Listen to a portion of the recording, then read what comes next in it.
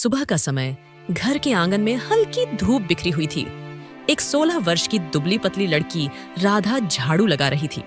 उसकी आंखों में नींद थी, पर हाथ लगातार काम में लगे थे।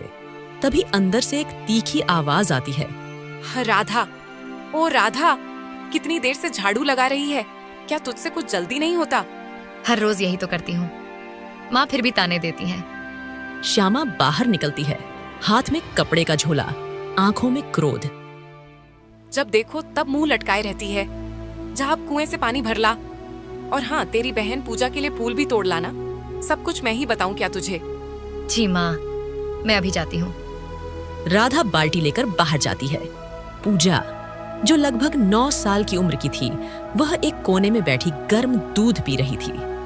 राधा कुएं के पास पहुंचती है। वहां पहुंचकर वह अकेली पानी भर रही थी। आसपास का माहौल अच्छा था, लेकिन उसके मन में उदासी थी। तभी पड़ोस की बुजुर्ग अम्मा आती हैं। राधा बिटिया, इतनी सुबह सुबह फिर काम में लग गई?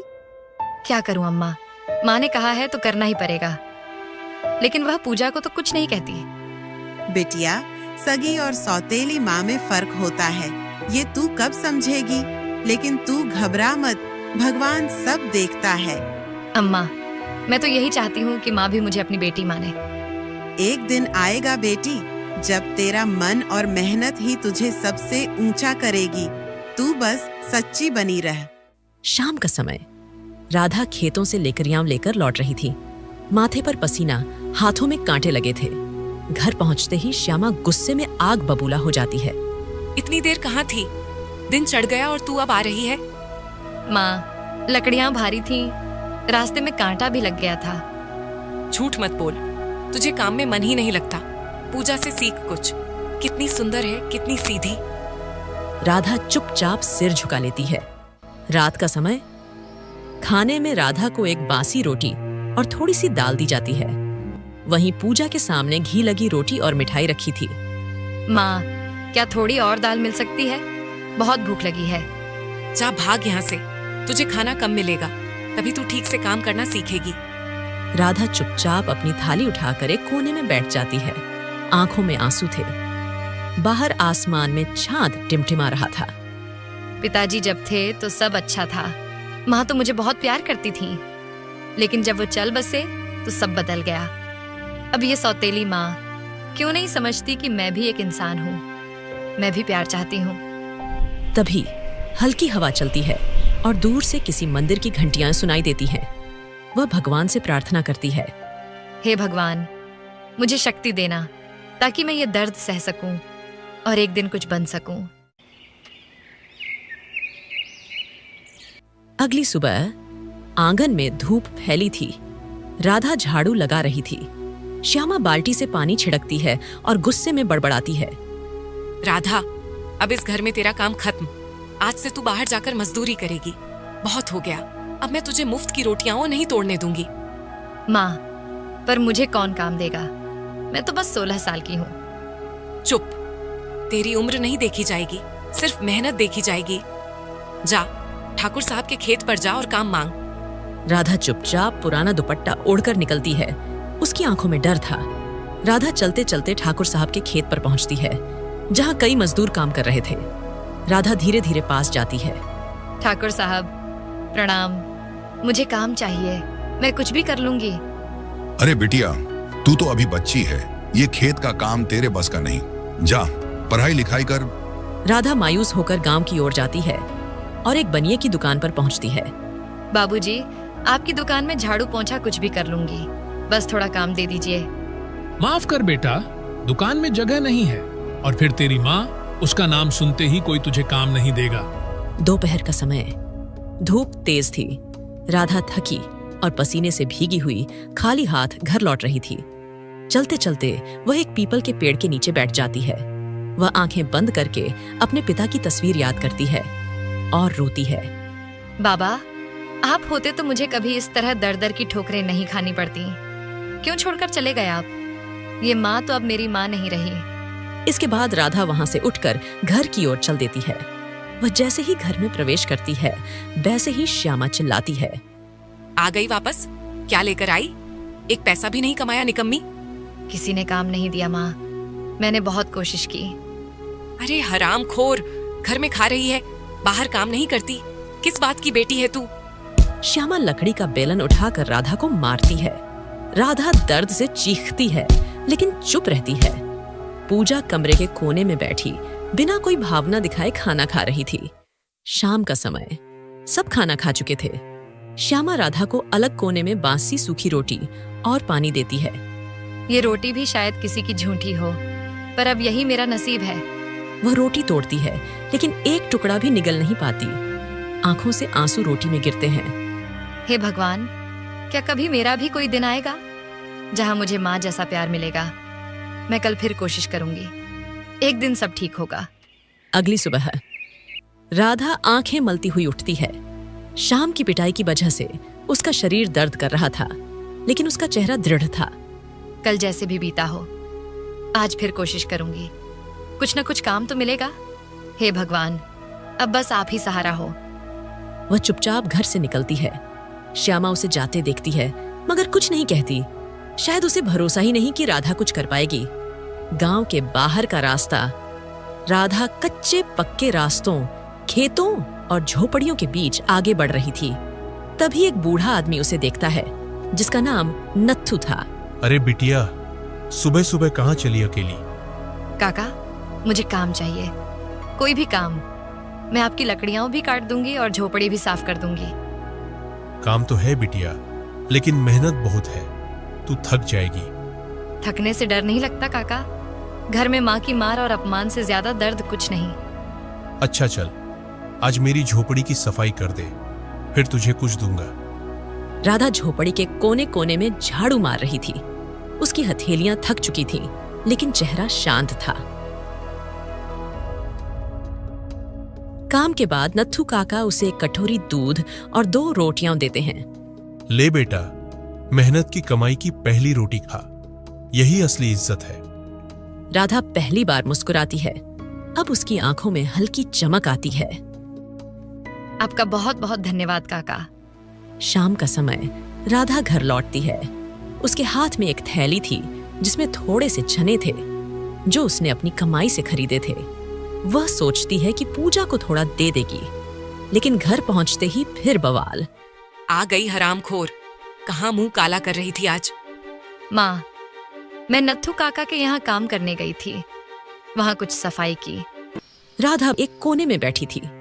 उसका शरीर थरथरा रहा था। आज पहली बार किसी ने मुझे मेहनत के बदले सम्मान दिया। नत्थू काका ने कहा कि मेहनत की कमाई में इज्जत होती है। बस अब यही मेरी राह है। वह धीरे धीरे अपनी फटी ओढ़नी से सिर ढक लेती है और चुपचाप लेट जाती है। अगली सुबह घर के आंगन में हल्का कोहरा था। राधा चुपचाप अपने फटे हुए झोले में एक रोटी बांधती है और निकल पड़ती है। उसकी आंखों में डर नहीं, बल्कि उम्मीद थी। आज नत्थू काका के अलावा शायद किसी और जगह भी काम मिल जाए। 2 पैसे और आ जाए तो शायद माँ खुश हो जाएगी। गांव के बाहर का रास्ता, राधा पगडंडी पर चलती हुई एक बकरी पालक की झोपड़ी पर जाती है। काका, कुछ काम मिल सकता है क्या? मैं आपकी बकरियों की देखभाल और साफ सफाई का काम कर सकती हूँ। हाँ बिटिया, तू सीधी सादी लगती है। चारा डाल दे और बाड़ा साफ कर दे, फिर थोड़े पैसे दूंगा। राधा बिना थके बकरियों की देखभाल करती है। दोपहर तक वह पूरा काम निपटा देती है। बकरी पालक उसे कुछ अनाज और 5 रुपये देता है। धन्यवाद काका, मैं चलती हूँ। सांझ ढल रही थी। राधा अपने झोले में पैसे और अनाज रखकर वापसी की राह पर चल रही थी। रास्ता सुनसान था। तभी झाड़ियों से 3 बदमाश निकलते हैं। अरे ओ, कहाँ जा रही है? बड़ा भारी झोला लग रहा है। भैया, मुझे जाने दो, ये मेरी मेहनत की कमाई है। मेहनत? चल झोला दे, नहीं तो इतना मारेंगे कि काम करने लायक भी नहीं रहेगी। राधा चिल्लाती है, लेकिन कोई सुनवाई नहीं। वे उसका झोला छीनकर भाग जाते हैं। राधा जमीन पर गिर जाती है। उसके आंसू बहने लगते हैं। हे भगवान, मेरी मेहनत सब कुछ छिन गया। अब माँ मुझे जिंदा जला देगी। इसके बाद राधा घर के रास्ते पर जाती है, लेकिन द्वार से कुछ दूर रुक जाती है। अंदर से श्यामा की आवाज आ रही थी। अगर आज फिर वो हरामखोर बिना पैसे लिए आई तो बेलन से उसकी हड्डियां तोड़ दूंगी। दिन भर निकल जाती है, पता नहीं कहाँ। राधा कांप उठती है और बिना भीतर जाए जंगल की ओर चल देती है। शाम का समय, जंगल के अंदर ठंडी हवाएं, झींगुरों की आवाज और चारों ओर अंधेरा था। राधा भूखी प्यासी, डर के मारे कांपती हुई चल रही थी। अब कहाँ जाऊं? सब जगह से ठोकरें ही मिली हैं। कोई क्यों नहीं समझता कि मैं भी इंसान हूँ। तभी उसे कुएं से एक हल्की सी आवाज आती है। बचाओ, कोई है? मैं फंस गया हूँ। राधा पास जाकर देखती है तो एक प्यारा सा छोटा सफेद खरगोश कुएं में गिरा हुआ था। अरे, तुम कैसे गिरे? रुको, मैं मदद करती हूँ। मैं गलती से कुएं में गिर गया, अब चढ़ नहीं पा रहा हूँ, कृपया मेरी मदद करो। राधा जल्दी से आसपास के बेलों से एक लंबी शाखा बनाती है और उसे कुएं में डालती है। पकड़ लो इसे और धीरे धीरे ऊपर आ जाओ। खरगोश मुश्किल से ऊपर आता है। वह थरथराता है लेकिन बच जाता है। तुम्हारा बहुत बहुत धन्यवाद, तुमने मेरी जान बचाई। सुनो, मेरा नाम गिल्लू है। जब भी तुम्हें लगे कि कोई तुम्हारे साथ नहीं है, उस दिन मुझे याद कर लेना, मैं तुरंत चला आऊंगा। ये तो सिर्फ एक जानवर है, ये किया मेरी मदद करेगा। इतने में खरगोश मुस्कुराता है और झाड़ियों के बीच गायब हो जाता है। राधा हक्का बक्का रह जाती है। रात गहराती है। राधा एक पेड़ के नीचे बैठी जाती है। वह भूखी और थकी हुई थी। जिस जंगल से सब डरते हैं, आज वहीं मुझे पहली बार सच्चा सहारा मिला। लेकिन क्या वो खरगोश सपना था या कोई चमत्कार? जो भी हो, अब मैं टूटूंगी नहीं। रात्रि का गहरा सन्नाटा। राधा अब भी भूखी प्यासी जंगल में चल रही थी। चारों ओर डरावनी आवाजें, दूर कहीं भालू की दहाड़ सुनाई देती है। उसकी चाल लड़खड़ा रही थी। फिर एकाएक उसकी नजर सामने एक पुरानी झोंपड़ी पर जाती है। लगता है यहाँ कुछ छांव मिले। मुझे आज की रात यही गुजारनी होगी। वह डरते डरते झोंपड़ी की ओर बढ़ती है। दरवाजा हल्का सा खुला था। अंदर दीपक की धीमी लौ जल रही थी। वहीं एक बूढ़े बाबा ध्यान मग्न मुद्रा में बैठे थे। तभी बाबा धीरे आंख खोलते हुए कहते हैं, बेटी, तू कौन है जो इस अंधेरी रात में जंगल की राह पर अकेली भटक रही है? बाबा, मैं कहीं और जाने की हिम्मत नहीं जुटा पाई और रास्ते में लुट गई। इस कारण माँ के डर से घर भी नहीं लौट सकी। डर मत बेटी, तू इस पवित्र आश्रम में सुरक्षित है। बाहर जंगली जानवर घूम रहे हैं, आज की रात यहीं रुक जा। राधा सिर झुका लेती है। आंखों से आंसू गिरने लगते हैं। बाबा उसके लिए एक पुराना कंबल बिछा देते हैं। अब बता बेटी, कौन सी ऐसी पीड़ा है जो तुझे इस अंधेरी राह पर ले आई? तेरा चेहरा बहुत कुछ कहता है। राधा रोते रोते अपनी पूरी कहानी बताती है, जिसमें माँ की मार, मजदूरी, पूजा की ईर्ष्या, लुटेरे और उस रहस्यमयी खरगोश तक की बात। बाबा ध्यान से सब सुनते हैं। बेटी, तू बहुत सह चुकी है, लेकिन तेरी आत्मा अब भी स्वच्छ और साहसी है। यही तेरी सबसे बड़ी ताकत है। अब क्या करूं बाबा? किसके पास जाऊं? कोई नहीं मेरे साथ। कोई नहीं, वो खरगोश भी कुछ था बेटी, उसे भगवान ने भेजा था। लेकिन अब मैं तुझे एक रास्ता दिखाता हूँ। सुन बेटी, इस जंगल से 2 कोस दूर एक राजमहल है। वहाँ राजा प्रताप सिंह न्यायप्रिय और दयालु हैं। वह हर उस व्यक्ति की सहायता करते हैं जो सच्चे मन से मेहनत करना चाहता है। राजा, क्या मैं वहां जा सकती हूँ? हाँ बेटी, तू जाएगी और वहां अपनी बात कहेगी। मैं तुझे एक पत्र भी दूंगा जो राजा को दिखाना। वो जान जाएगा कि तू कहां से आई है। अगली सुबह बाबा राधा को थोड़ा भोजन और एक पत्र देते हैं। जाओ बेटी, अब से तेरा जीवन बदल सकता है। अगर मन साफ है और इरादे अटल हैं, तो भगवान भी साथ देता है। आपने मुझे नई राह दी बाबा। अब मैं कभी हार नहीं मानूंगी। इसके बाद राधा जंगल के रास्ते पर फिर आगे बढ़ती है। अब उसकी चाल में डर नहीं, संकल्प था। दोपहर का समय, राधा लंबा सफर तय कर चुकी थी। वह थकी हरी उस जगह पर पहुंचती है जो बाबा ने बताई थी। वह सामने देखती है जहां पर एक भव्य राजमहल चमक रहा था। ये वही महल है जिसके बारे में बाबा ने कहा था। महल का मुख्य द्वार 2 सैनिक पहरे पर खड़े थे।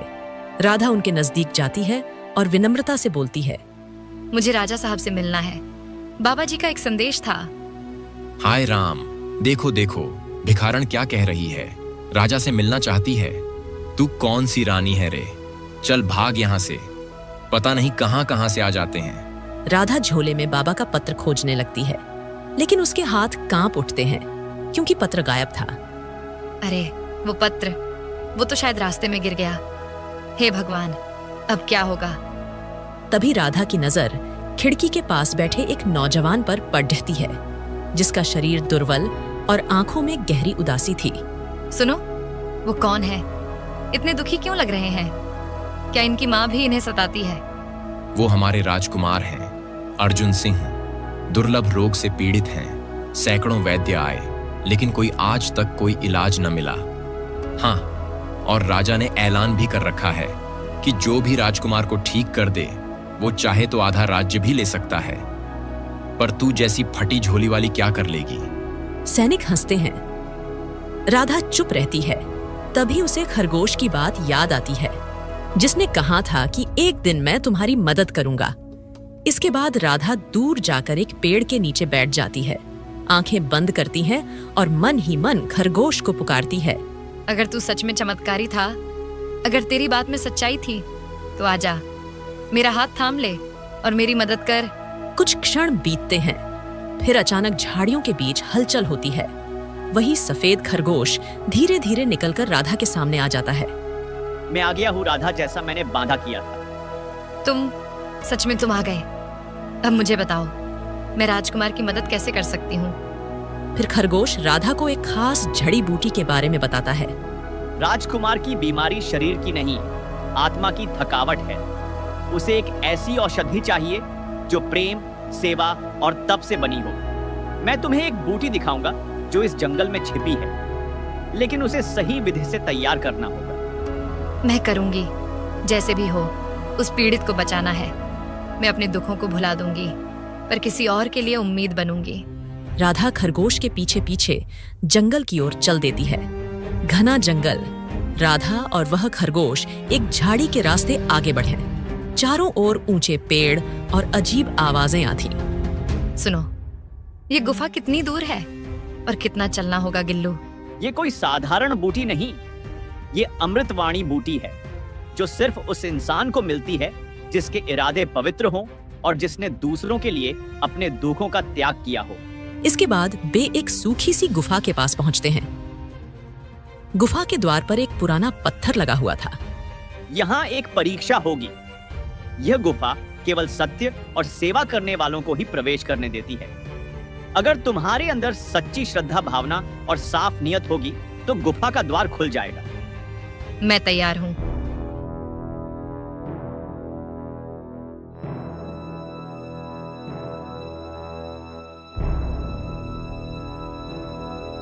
राधा गुफा के अंदर जाती है, जिसमें काफी अंधेरा था। अचानक गुफा में एक रोशनी चमकती है और सामने एक दृश्य प्रकट होता है। राधा बाबा द्वारा सिखाए मंत्र का जप करती है। सर्व रोग निवारणाय दीन बंधु महाप्रभो, भवसागरार्णवात त्राहि औषधम भवनात् में। जैसे ही वह ये बोलती है, और एक नीली रोशनी वाली छोटी बूटी एक पत्थर पर प्रकट होती है। राधा तुरंत बूटी को लेकर गुफा से बाहर निकलती है। खरगोश राधा को देख मुस्कुराता है। तुम सफल रही। अब इसे पीसकर गंगा जल और तुलसी मिलाकर औषधि बनानी होगी। रात में राधा एक छोटा सा अलाव जलाकर औषधि बनाती है। वह एक बार फिर बाबा द्वारा सिखाए मंत्र का जप करती है। सर्व रोग निवारणाय दीनबंधो महाप्रभो, भवसागरार्णवात त्राहि औषधम भवनात् में।